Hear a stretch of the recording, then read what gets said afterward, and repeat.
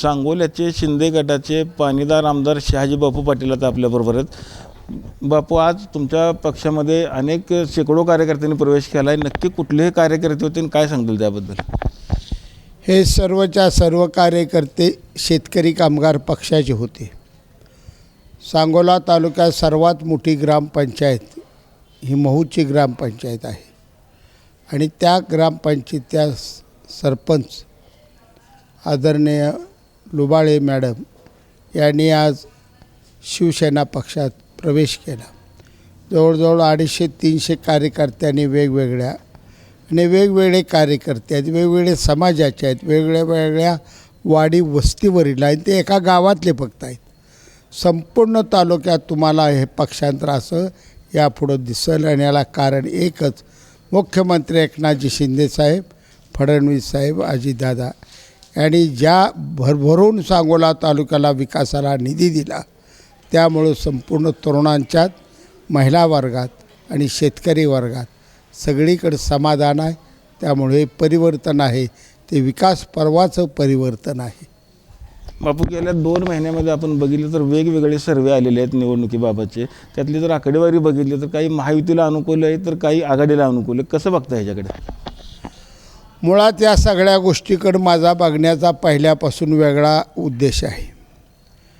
निवडणूक ही 5 वर्षाच्या कामावर, कष्टावर तुमची 50% चाललेली असते. शेवटचं 2 दिवस ही 50% आहेत. त्यामुळं शेवटच्या 2 दिवसात कशी कलाटणी कुठं मिळते काय कळत नसतं. सगळे सर्वे चुकत असतात. मध्य प्रदेशात सर्वे चुकला, तुम्हा सर्वांना माहीत आहे. राजस्थानचा सर्वे चुकला, तुम्हाला माहीत आहे. BRSचा त्या ठिकाणचा सर्वे चुकला, तुम्हाला माहीत आहे. इकडं भाजप आलं, तिकडं आहे काँग्रेसच आलं. मग सर्वेवर नेमका विश्वास किती ठेवायचा हे ज्याची त्यानं ठरवावं. निवडणूक हे मताला जाता जातासुद्धा मतपरिवर्तन होत असतं. पेटीजवळ गेल्यावर चिन्ह बघितल्यानंतरसुद्धा माणसाला वाटतं अरे जाऊ द्या, देऊया ह्या माणसाला एकदा मत, आणि अशी मतं वाढत जात असतात, निकाल होतात.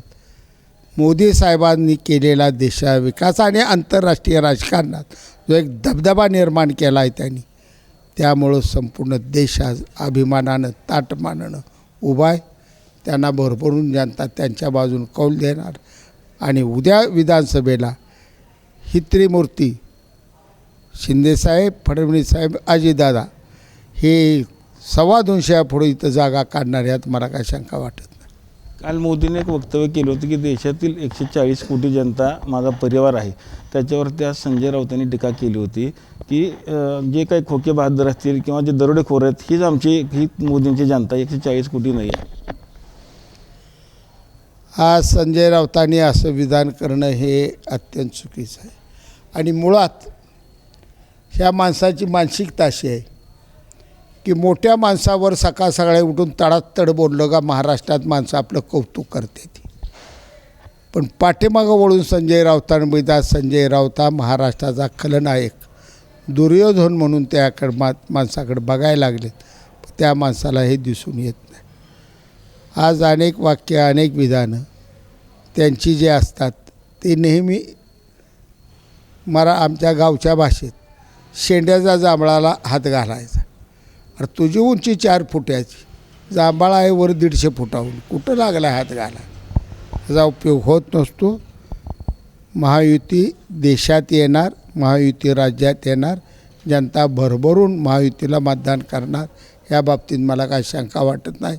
राज्य मुख्यमंत्री एकनाथ शिंदे साहेबांनी रात्रंदिवस 2.5 वर्षात केलेलं कष्ट, फडणवीस साहेबांनी केलेला नियोजनबद्ध विकास आणि अजितदादाने आता जोरातपणे सुरू केलेलं काम याच्याकडे संपूर्ण राज्याच्या जनतेचं लक्ष आहे आणि त्या तिघाला भरभरून आशीर्वाद देणार जनता. महायुतीचा जागेचा तीड अजून सुटलेला नाही आहे. किती जागेंवरती आपण निवडणूक लढवणार? आता जागेचा प्रश्न हा शेवटच्या क्षणापर्यंत चालत असतो आणि याला कारण असं असतं की आज ही माझी समजा शिवसेनेची जागा आहे, ही उद्या राष्ट्रवादीवाल्या नाही वाटते आपल्या पक्षाला यावेळी घ्यावी, का घ्यायची नाही? भाजपला वाटतं आपल्याला का घ्यायची नाही?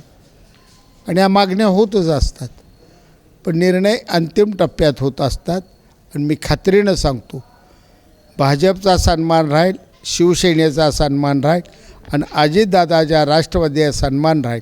अशा पद्धतीनं जागा वाटप होईल आणि 3 माणसं एकजुटीनं लोकसभा जिंकायला मैदानात उतरतील. संभाजीनगरची जागा शिवसेनेकडे आहे, मात्र आज भाजपने वक्तव्य केलं की त्यांना ते कराडांना उभं करण्यात चाललेलं आहे. आज भाजप पक्ष वेगवेगळ्या ठिकाणी मागण्या करते. असं संभाजीनगरची जागा ही शिवसेनेची आहे. संभाजीनगरला शिवसेनेचा दावा आहे आणि मला फार काही कळत नाही, पण माझ्या कानावर आलं आहे की भुमरे मामा त्या ठिकाणी उमेदवारी मागतायत. अशा अनेक जागा आहेत की जिथं वाटप इकडं तिकडं थोडंफार होऊ शकते, परंतु आकडेवारी शिवसेनेची आकडेवारी गाठणार, अजितदादाची आकडेवारी गाठणार आणि भाजपची मोठी आकडेवारी ती गाठणार आहे. बापू, राजकारणात सध्या पक्षांतराचा मोठा फॅड आलेला आपण बघितलं असेल. काँग्रेसचे अनेक जण भाजपमध्ये चालले आहेत, राष्ट्रवादीची इकडे तिकडे होत आहेत. कसं बघताय सगळं एकंदरीत राजकारणाकडे? राजकारण हे निवडणुका जवळ आल्यावर हे असते कार्यकर्त्यासाठी सुगीचे दिवस. सुगीच्या दिवसात पाखरं या रानातनं त्या रानात, त्या रानातनं त्या रानात हिंडत असते. कार्यकर्त्यांना किंवा जी घरात सध्या आहेत नेते, पण ज्यांना वाटतं अजून आपली ताकद आहे, त्यांना वाटतं ह्या पक्षात जाऊन संधी मिळेल का, त्या पक्षात जाऊन संधी मिळेल. हे संधीचा शोध घेत असतात, धडपडत असतात.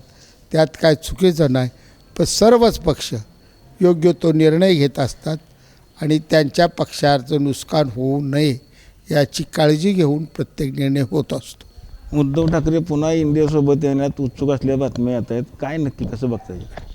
याकडे मी कसं बिसं बघत नाही. तुम्ही जर टी व्हीला दाखवणार आहे तर माझ्या मायाला हे जनतेच्या आहे, महाराष्ट्राच्या. 1000% उद्धवसाहेब आणि मोदीसाहेब एक होणार आहेत आज तुम्हाला सांगतो. आपला अंदाज चुकणार नाही. दिवस कुठला आहे थोडं थांबा, हे व्हावंच लागेल. ह्याला कारण आहे हिंदुत्वाचा विचार हा बाजूला ठेवून चालणार नाही. ह्या दोघांना मोदी साहेबांकडे उद्धव साहेबांना जावं लागेल. ही दिवस येणार आहे, लवकरात लवकर येणार आहे, ह्यात मला कुठलीही शंका नाही. आज राम मंदिर बांधल्यापासून एक वेगळं वातावरण आहे आणि अशा वातावरणात उद्धव साहेबांची भावना जर झाली की आपणही आता भाजपबरोबर जावं, ह्यात गैर काही नाही. बापू, या निवडणुकीत किती जागा आपल्याला मिळतील खरं तर महायुतीला? 45. पार. सांगोल्याहून कॅमेरामन जगदीश डांगेसह मी रवी लवेकर, TV9 मराठी.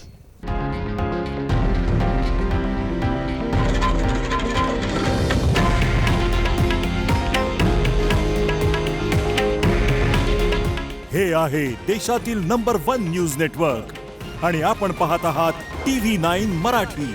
काळजी तुमची, हित महाराष्ट्राचं.